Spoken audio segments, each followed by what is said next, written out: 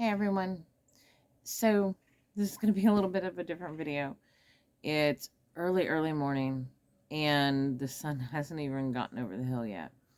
I have not done anything with my hair or anything else, but I wanted to just kind of talk. Um, I'm probably not going to be looking at you very much just because I'm kind of looking at nature while I'm talking about this. So, and you're not going to just be watching me the whole entire video. I have some things to show you that came up in cards this morning on Ogham. So, yesterday we went on a hike in the woods behind our barn, and we were looking at all these dawn redwood trees, and they're on an endangered. I can't remember exactly what the tree endangered is, but they're on the endangered list when it comes to trees. And back there are tons that have just been cut down, and there were some couple of really big ones, but it was like they dotted this whole entire ravine type section, and they were all along there. And so we went back, we were just looking at them, and the farther we went back, we started seeing all these dens for all the animals. We know probably the fox, but because of some construction on the hill over the way, we have been getting coyotes too, and I think some of the coyotes have been back there at the very end of the ravine area and in those dens. But it was just really neat. We had a really good time just walking through and looking at stuff and looking at what was left of the dawn redwoods. On the way back, I came across a turkey vulture. It was a youngling, and it was already dead, and looked like other things had already gotten to it. And for me, the turkey vulture is very sacred. It's one of the animals I am most connected to, and it's very connected with all of my work with the Morrigan, and that bond with her is very much her animal for me, her big one. And we have ravens that live on the property and things like that, and we have tons of deer. But the turkey vulture for me is a personal one. It has a lot of meaning and really reflects kind of that life, death, rebirth cycle that Morrigan's all about. And I never thought I would end up with a skull from a turkey vulture or anything from a turkey vulture besides the feathers. We just don't find dead ones here. They do drop lots of feathers though. But the skull and a lot of the bones were all intact, and they were there. And I shared pictures on my Facebook yesterday, and yeah, even on my TikTok, they're on there as well. Before I got them cleaned up. I'll take some more later when I get finished with the project that I'm doing with them. But I ended up with the turkey vulture skull. And that kind of decor is not my general decor. I'm not really into dead things. And it's not that I have an aversion to death or anything like that. Um, I've done all that work and I'm good there. The thing is the decor, the kind of atmosphere of it. Because I work in death so much, that's just kind of not my thing. I'm very much, I like color and I like all kinds of design and things like that.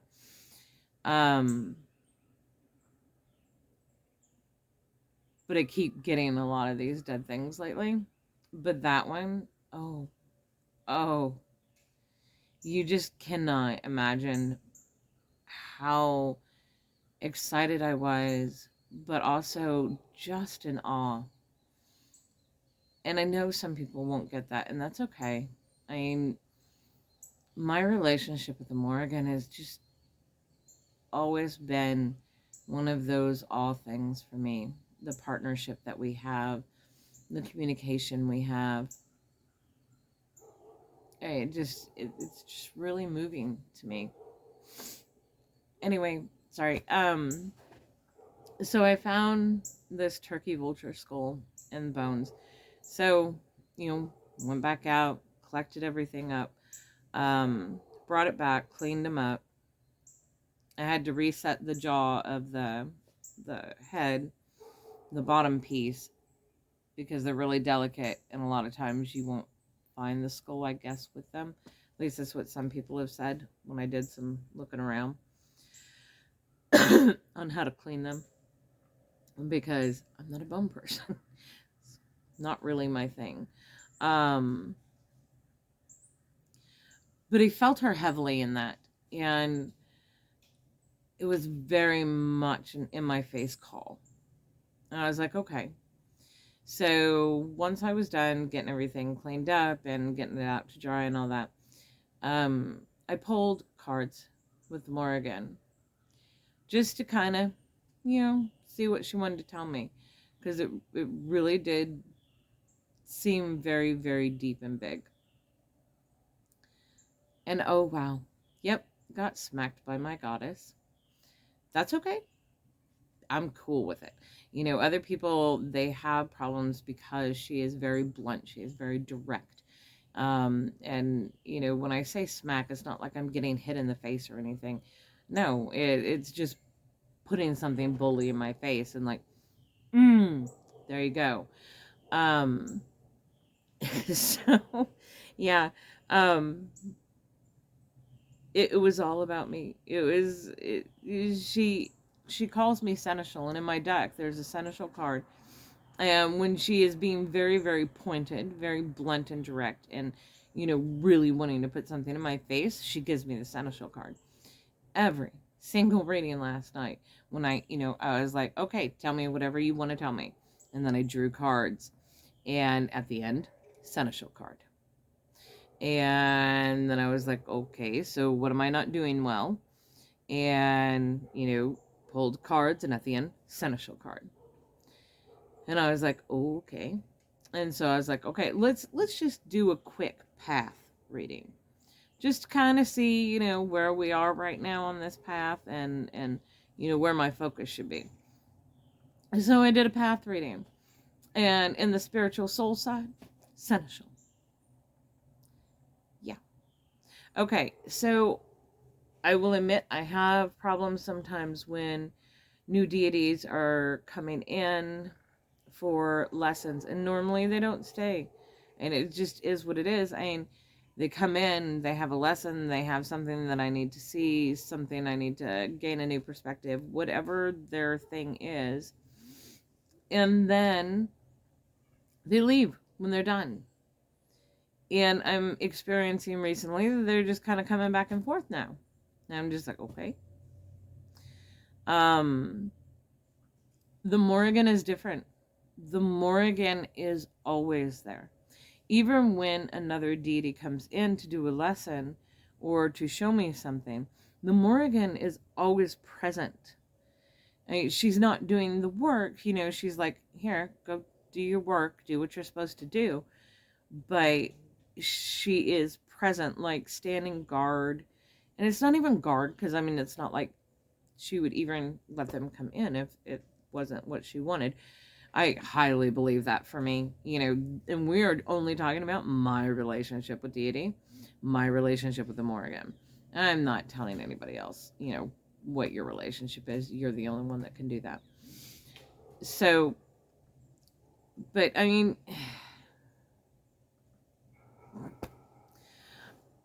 it was very just in my face, seneschal. We need to be doing work. It's work time.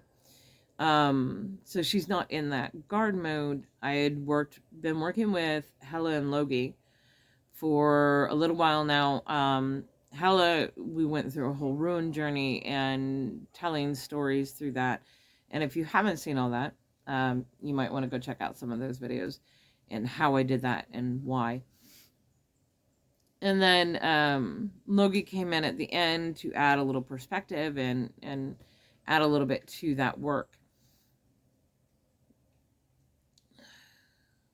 By that actual working part, where I needed them during that, getting the information, getting the stories and all that, that part's over. I'm done with that. What I'm working on now is putting it more together in a way that other people can understand, and then take and use parts if they want to do that.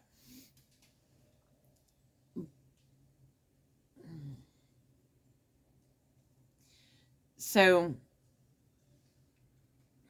they're both they're here, but they're kind of a little bit back. And the Morrigan is very, very much out front. And it's because of that relationship, that partnership that we have, and the way that she is with me. So the Morrigan is my primary. She will always be my primary.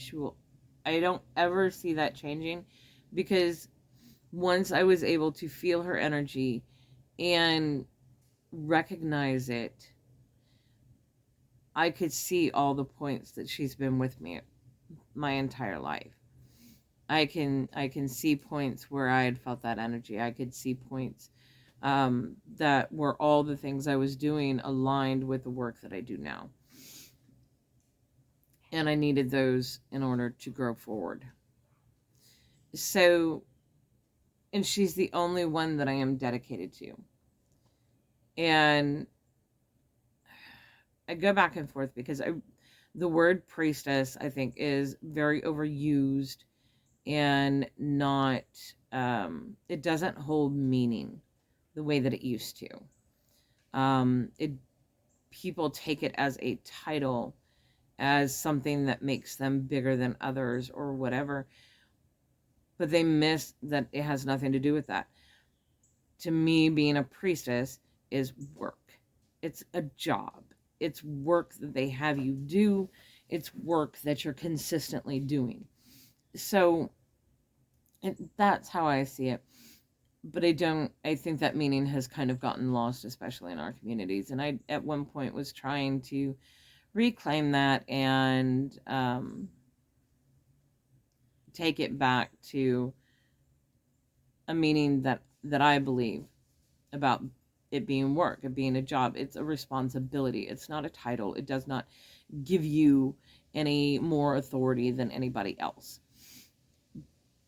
But the Morrigan always calls me her seneschal, which is the same thing. And maybe it's because of the card that is the seneschal card.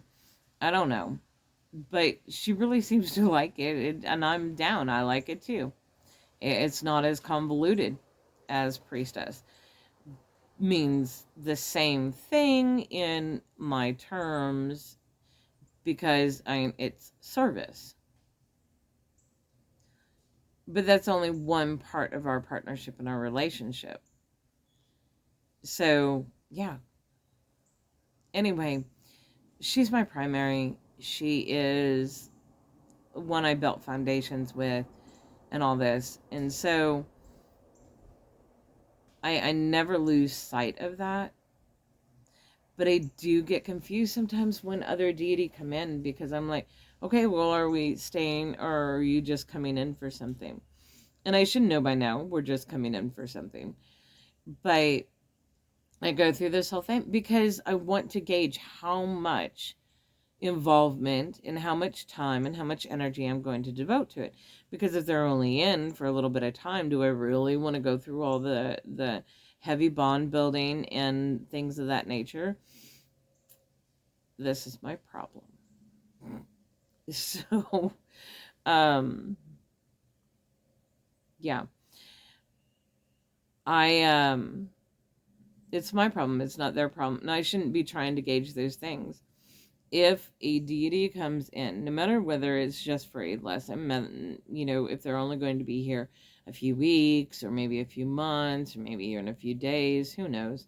But if they're coming in for something, I shouldn't be concentrated on trying to decide on how much time and energy I'm going to put towards a relationship that's here to do something for me. I mean, really, it's kind of an arrogant thing to think about. So, yeah, in my head, I get confused and I start doing that. And, because I don't want to invest and devote a lot of time and energy into a specific partnership that isn't going to be there long term. And so I'm always kind of questioning those things and trying to figure out, are you going to be here, long term like the Morrigan? Or are you just going to be in and out like the breast? And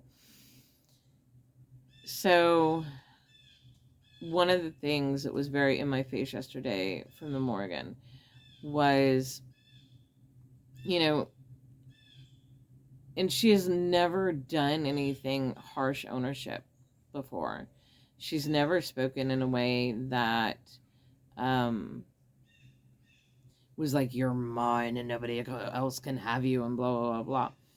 But I think the reason that she had such an ownership yesterday was to make this message really clear to me that I belong to her.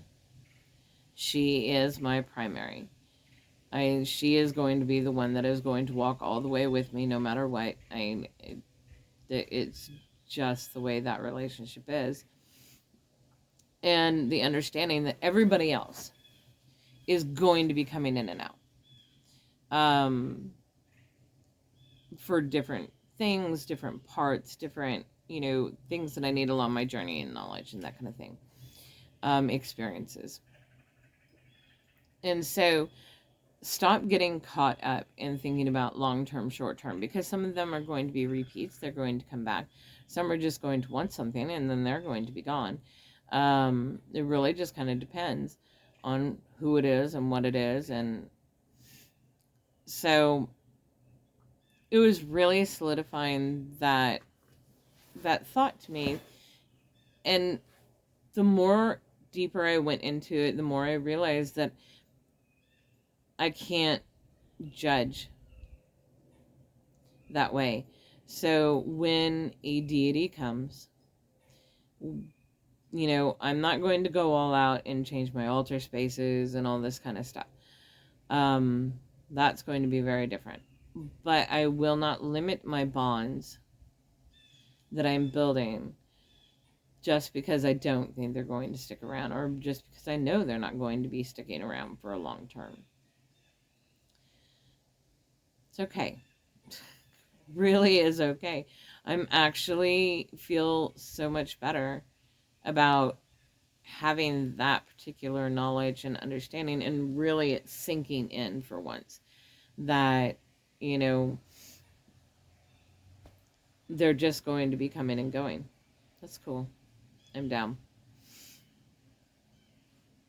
So anyway, yeah, this was really rambly and just kind of me talking.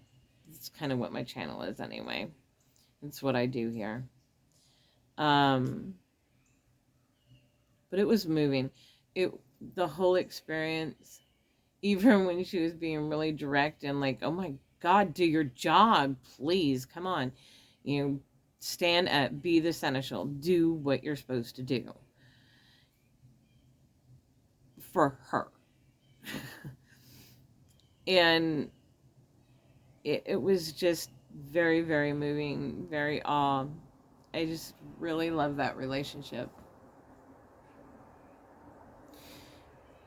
And yeah, I needed it.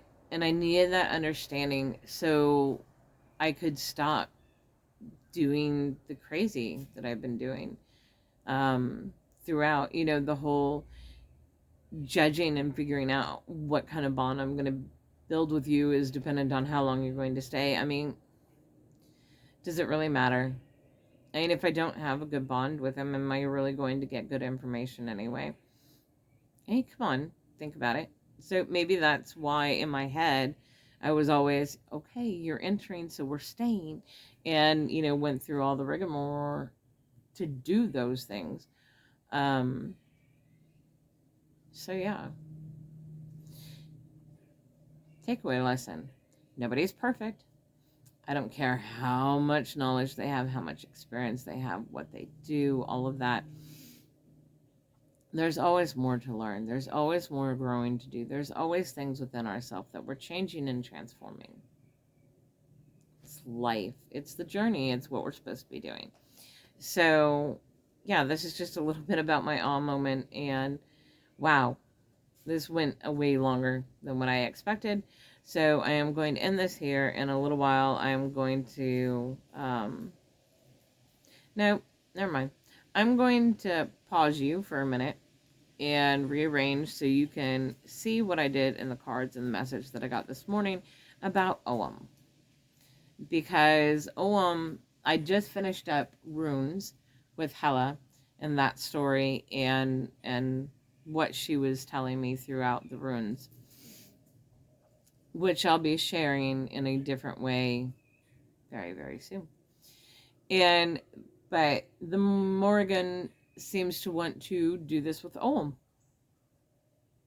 We're really excited. That's going to be something interesting. Because I've done an Ogham journey as well before, but not in this way. And not the way that I just learned with Hella. So now I'm going to go do it with the Morrigan. I'll be right back.